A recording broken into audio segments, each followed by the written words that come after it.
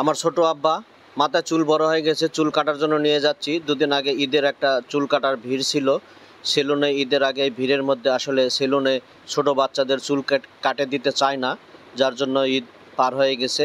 আজকে ঈদের দ্বিতীয় দিন, ওই জন্য আজকে নিয়ে যাচ্ছি চুল কাটাতে। দেখি আজকে চুল কাটে দেয় কি না। দেখেন তো ভাই, এরকম দৃশ্য দেখে আপনাদের কিছু মনে পড়ে নাকি? এরকমভাবে ছোটোবেলা বাবার কাঁধে চড়ে হাটে বাজারে গেছেন কি না? চলে আসলাম সেলুনে, বসাই দিছি। চুল কাটা অলরেডি শুরু করে দিছে, এখনও তো শান্তভাবেই বসে আছে। দেখা যাক এভাবে কতক্ষণ পরে শান্ত থাকে। সে তো কোনো বিরক্ত করতেছে না, অনেক হাসি খুশি আছে, হাসি খুশিভাবেই চুল কাটতে দিচ্ছে।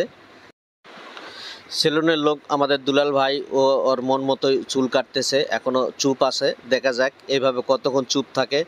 বাচ্চা কাচ্চার মন কখন আবার ঘুরে যায়, কোন সময় আবার বিরক্ত শুরু করে। তবে আশা করা যায় বিরক্ত করবে না, সে তো খুব হাসি খুশি আছে। দেখা যাক এই হাসি খুশি কতক্ষণ থাকে। তার মিশিং মারা শেষ, মিশিং দিয়ে সাইডগুলা যেভাবে চুল কাটার দরকার ছিল সেভাবে কাটে দিছে। এখন খুর দিয়ে রাউন্ডগুলো চাষে দিচ্ছে। আসলে এই রাউন্ডগুলো চাষে দেওয়ার সময় একটু আমি ভয় মনে করি, কারণ তার ঘাড়ে কানে এগুলা খুব সুরসুরি, এগুলা হাত দিলে সে অনেক লড়াচাড়া করে। এখন এই সময় একটু বিরক্ত করে নেই যে একটু লড়াচড়া করতেছে। খুর দিয়ে রাউন্ড চাচা শেষ, এখন কাঁচি দিয়ে চুলগুলা মিলাই দিতেছে সুন্দর করে। তো এখন কাঁচি দিয়ে চুল কাটতেছে, চুল একটু উড়ে উড়ে মাঝে মাঝে দুই একটা চোখে মুখে পড়তেছে, একটু লড়াচড়া করতেছে।